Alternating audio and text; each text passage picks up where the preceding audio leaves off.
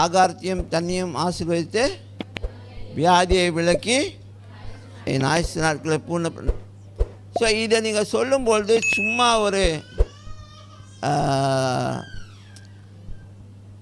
கடமைக்காக சொல்லக்கூடாது. உண்மையில் நீங்கள் மன நிறைவோடு நம்பிக்கையோடு நீங்கள் சொல்லும்பொழுது உங்களுடைய சரீரத்தில் நீங்கள் சாப்பிட்ற சாப்பாடு மூலமாக எந்த ஒரு பாதிப்பு வராது. ஆமென், ஆமென். ஐயோ பாஸ்டர் நான் சாப்பிட்டேன், அன்றைக்கி எல்லாம் பிரச்சனை, மேலேயும் ஃப்ளாஷ் அவுட், பேக் வேயும் ஃப்ளாஷ் அவுட், என்னாச்சு?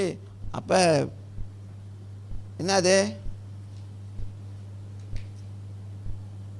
சில நேரம்